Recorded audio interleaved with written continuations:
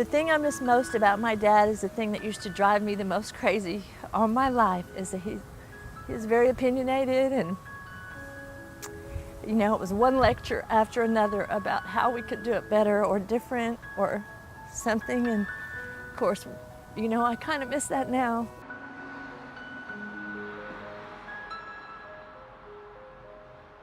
Colonial Gardens is an assisted living memory care community that has private rooms for 16 residents in each building. We were built specifically for memory care. We have a home-like, very family-friendly environment, and most of our residents have been unsuccessful in larger communities. My dad was a very proud, successful businessman, and he didn't want anybody to know. Nobody. We weren't allowed to talk about it or to share it with anyone. My father became very mean to my mother, physically aggressive, would manhandle her a little bit because he was frustrated and he was scared. It wasn't him doing it, no, it was the disease.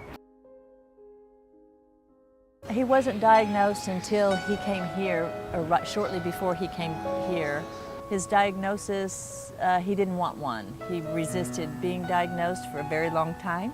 He was very worried that once it was documented that he had Alzheimer's, that his freedom would be taken from him. And as luck has it, that is exactly what happened.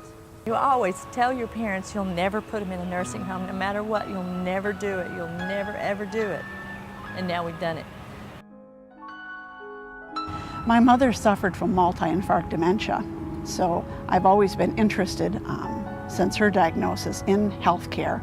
I was in the healthcare field working in brain injury, and when my mom, her health started to decline, I became more and more interested. She was a nurse for 30-some years and had herself worked in a nursing home caring for seniors, and one of her main concerns was that she would never end up in a nursing home.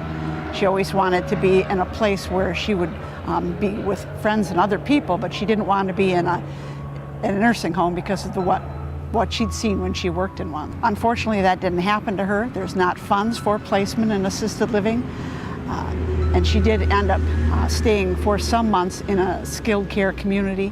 I later moved her home and she resided with me. I wanted the end of her life to be as important as the beginning and the middle parts. I think society kind of looks away from things that make us uncomfortable or, you know, it's unpleasant. So we keep all that out of sight. We need people to back the research into dementia care and Alzheimer's. This is not a problem that's going to go away. If you look at 2050, we may have 13 million Americans suffering from this disease. There need to be changes, and it needs to be done by everybody at every level, because believe me, this is going to touch every American.